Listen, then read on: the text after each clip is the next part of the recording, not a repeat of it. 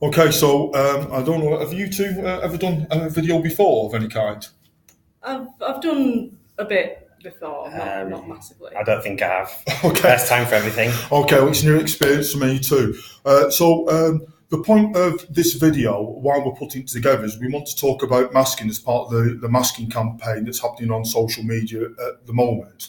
I think maybe should we all start off by introducing ourselves? So, why don't you have to go first? Okay, so my name is Rachel Lawson. I've been diagnosed with Asperger's syndrome, and I'm part of the board of the Autistic Council Board. Autism Partnership Board for the Partnership Board for the whole council. No, that's fine. The whole Autism Partnership Board. Autism Partnership Board. Right, and my name's Alistair Sharples, also been diagnosed with Asperger's syndrome, and I'm also a member of what she said.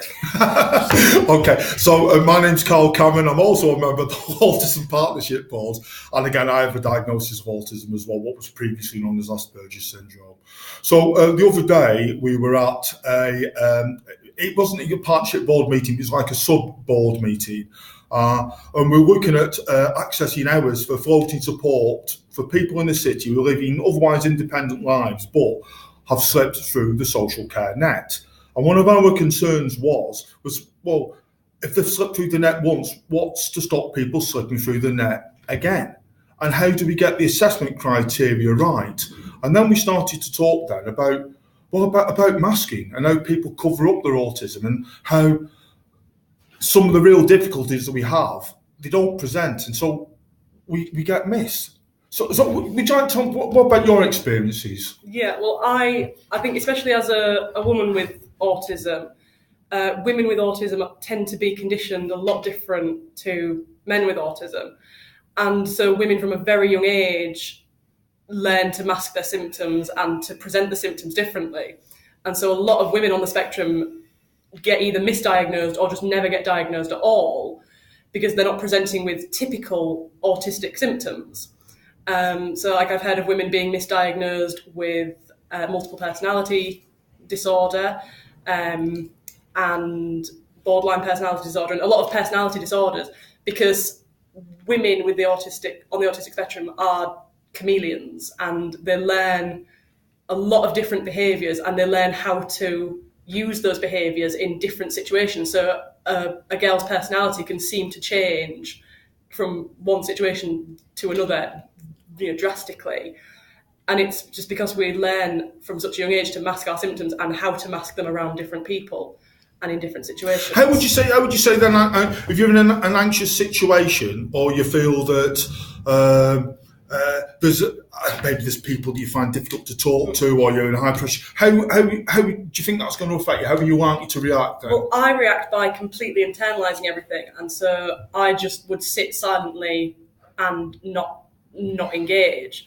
And that is generally people would just think I'm quiet or I'm shy or I'm not responding, but they wouldn't see it as this is a symptom of autism. And because I'm not outwardly showing frustration or like I'm on the verge of a meltdown, but I'm silent. And so everyone thinks I'm fine until I hit that meltdown point, and then suddenly everyone's confused as to why I'm suddenly crying and can't process anything and why I'm having such difficulty because, a minute ago she was fine.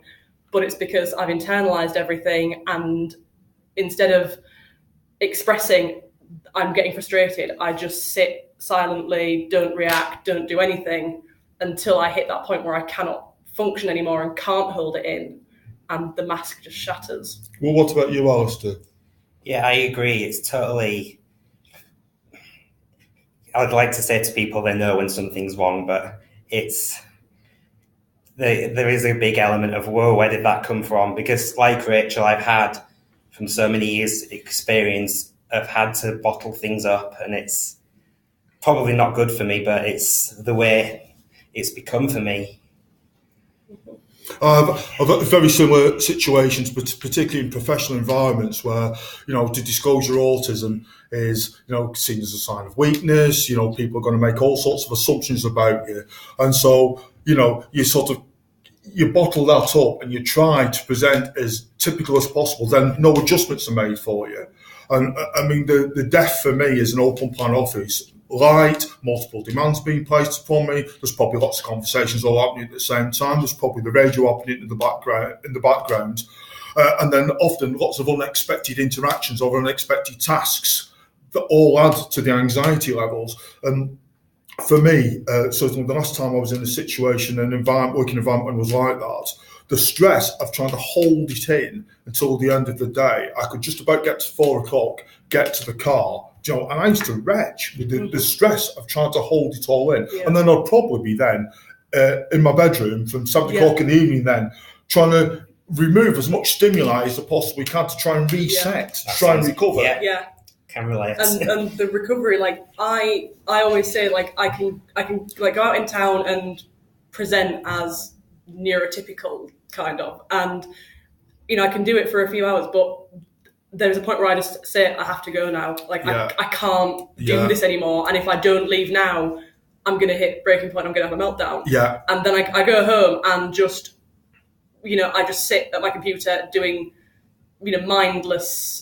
Anything that I can to any distraction. Yeah, exactly. Any distraction. Exactly. What takes your mind off anything is good. It can take 3 hours in town. It can take a week for me to de-stress and to get back to normal and feel up to doing it again. Absolutely, and I think that's the one thing that I think non-autistic people, typical people find really, really, really difficult to get because, I'll say, so they have a busy day and then they go to sleep and they have 8 hours sleep and they wake up the next day and they feel fresh as a daisy. Whereas it might take us another day or 2 days to be able to recover from that. Yeah. Exactly. I think the purpose was just to sort of make a short video really about sort of the experiences we have, and I think, and then we've done this in one take incidentally as well, so we've just turned it on and just whatever's happened has happened. This is who we are. Yeah. But I think this is who we are, and these are some of the difficulties that we have. And I think all that we're really looking for is a little bit of understanding about how difficult the world is for us sometimes. And really what we're looking for is we're just allowed to be ourselves and just to be able to present in the way that we present and just have a bit of slack cut, then the world would be a much easier place for us. It would. Definitely. Well, I know a girl who has got autism and she has a part-time job. And she works the morning, but then she has to leave in the afternoon. And her boss was saying she doesn't understand why she can't do a full day's work. And she wondered if, I don't think she meant this in a bad way, but she wondered if the girl was just maybe being a bit lazy and using it as an excuse. And, I'd say that's not, if she can't do a full day's work, it's because she's reached her breaking point. She might not. You might see her in her part-time job and in the morning and think she's fine, she's coping, but then she's probably internalising everything and then reaches her breaking point, has to go home, and then needs the rest of the day to come down from that. If they did work a full day, no good would come from it. I've been there and it can drastically exacerbate all the negative symptoms that come with autism. If we don't get a break, we will just reach. And also, you could be doing quite well on that particular day, and then there's some distraction, something that comes along that disturbs your train of thought. Yeah. Something unexpected, and that can be the rest of your day ruined. Yeah, exactly. And as well, from day to day, you could come in one day and be fine, but the next day you're just not having a good day. Something's different. Your brain's just not reacting the same way. And you could have an entirely different day, and it's like rolling a die. It's from day to day. You could get brilliant results, and you could have a perfect day and be able to go for a lot longer than you normally would, and get everything done and feel brilliant, and not need much time to de-stress. Or you could have an awful day, and just the most basic thing just wipes you out. Yeah, it's the lack of predictability of the outside world, I would say. And then the fact that other neurotypical people don't understand that unpredictability, so they'll be like, well, you were fine yesterday, you were fine this morning, why are you now crying, why are you now having trouble, why can't you do this anymore? This is a different day. Yeah, and it's because it's changed. And also as well, it could be the build-up to something that happened the day before, and the day before, and the day before that. It's like shaking up a Coke bottle and taking the top off something. Oh yeah, it's a snowball effect. Exactly. One thing goes wrong and then everything else follows. And there is only so much that a person can, even a neurotypical person, there's only so much that they can take.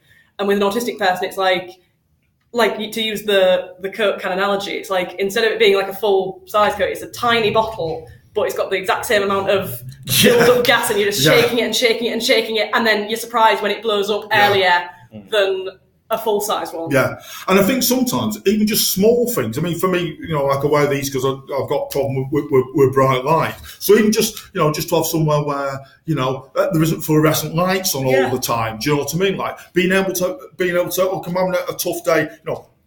Can I work from home? Is there a quiet area you can be able to work from? Do you know what I mean? Yeah. Not having people coming along and talking to you. Mm-hmm. Do you know, because it's just one other thing that sort of fills the stress bucket. I don't know. Yeah, and a lot of the time it's no major concessions have to be made by employers. No, it's small things most of the time, isn't it? Employers and educators and everything. Like it's the tiny. Just can I go in a different room? Can I wear headphones while I'm doing this? Can I just do something small?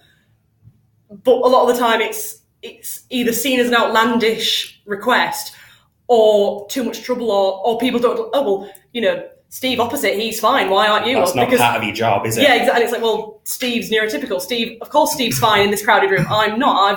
I've got a different. And even if I think there's another problem is that a lot of people get compared. Oh, well, my cousin's got autism. I know all about autism. I know. My cousin's fine with crowded spaces. Yeah. Why aren't you? That's right, because we're all different, exactly. Aren't we? It presents entirely differently. I absolutely in different environments on different days. I cannot stand noise, but I'm fine with light. And obviously, as Carl's just said, he struggles with light. So if anyone who knew me met Carl, they would have no idea what his autism is like or how it affects his life because they only know me. See, I was talking to a guy this morning, right, here, and he's only had a diagnosis for a week, right? And one of the things he's doing, like a lot of autistic people, I think when you first get a diagnosis, you analyse everything yourself to death, right? And also as well, because you read everything that's going on, you start comparing your autism against other people's autism, and you start questioning your diagnosis. Am I really diagnosed? Because I'm not like that. But we're probably more different from each other than we are from the predominant neurotype, aren't we? Do you know what I mean? We are very different people. We know from Matthew's husband, hundreds of people that come here. No two are alike, different strengths, different weaknesses, different, that's how it is. I mean, I'm okay, so I can go to a gig. A gig is absolutely fine. Right, no problem at all. It's like a mono sound, it's one sound. What I can't do is, I was in the office before and there was a guy who was talking about courses, and he hadn't got quite enough UCAS points and he's looking to try and go to university. But there was several other voices all happening in the room at the same time. The traffic suddenly got really loud out there at the same time. And trying to filter out all this other stuff, it's like your head's caving in. You don't hear anything because it all just hits you from different directions. But say one sound is okay, but it's the filtering out. That's where the difficulty lies. And of course, if somebody's, especially if you're in a professional environment and somebody's trying to give you some sort of information as sensitive or information that you need for your job, and there's all sorts of stuff going on. You should have been listening. Ignorant. Pay attention. Yeah, exactly. She never listens. She's deliberately being awkward. I've told her 3 times and she's ignoring me. No one would deliberately be awkward. Exactly. Yeah. Yeah, and trying to retain focus as well is another big thing as well, isn't it? Because it's almost like sort of like mentally fighting, isn't it? To try and stay on task. Yeah. And especially for a sustained period of time. I think one of the things I was doing some training yesterday, and one of the things I always try and talk about is how exhausting autism is. Because nothing's done on like an everything's done on an intellectual level. Nothing's instinctive. And it takes a lot of effort. It does. Definitely, yeah. Yeah, and a lot of people, like I said to someone once, like I told them I had autism, and they said, "Oh, but you're so smart and you talk so well." I said, "Well, yeah, but that just autism doesn't mean that I can't be smart or that I can't know what big words mean or that I can't do." And autism is different for everyone, and as well, like I feel like the fact that I am able to express myself and articulate my feelings is almost a detriment to me, because then people don't. I agree. You're not as. I autistic. agree. It's like I was very nearly taken off a special autistic friendly list because they said you don't meet the criteria, and I was like, but I do meet the criteria, but because I wasn't externalizing anything, because I wasn't shouting or being inappropriate or doing anything that is kind of quote unquote autistic, I was deemed as being too high functioning. In fact, they almost want you to fail first before they offer you a support. I'm sorry, you're not having a tough enough time yet. They want you to. And my mother was told when I was a child, she was told by a friend who worked as a social worker, she said, like, I know it's horrible to hear, but she would get more help if you weren't supporting her as much, because in the eyes of the people who were evaluating her, she's got a support network. And it's like, but that's my mum. She's not trained. She doesn't know how to... And she has her own life, exactly. doesn't she? Yeah, exactly. I feel so hot with my mother working all day really hard and taking care of me and my girlfriend. They shouldn't have to, really. We should be getting more specifically tailored and as well, things. everything that my mum does to support me, we've worked out through trial and error, and it's been horrible. So, like, sometimes something happens, and neither of us knew that it would be a problem, but it's suddenly a massive problem, and we have to work through it entirely on our own and say, right, what went wrong? How can we stop it going wrong again? What can we do so that this doesn't happen? And, I feel like when I have, like, a meltdown, I feel awful because my mum has to help me through it, and she doesn't know what she's doing. And she's There's a huge amount of guilt attached. Exactly. She's seeing her daughter crying, not able to talk, not able to process, just completely freaking out, and she can't do anything to help me. And then she gets told, "Oh, don't support her as much." From that perspective, it comes from absolutely nowhere as well, doesn't it? Exactly. And she says sometimes, she thought I was okay, and then suddenly, after 23 years, we've started to learn the signs, and so now it doesn't happen as often. But as a child, I would be seemingly fine, and then suddenly I'd be crying and wailing and want to go home, and no one would know where it came from.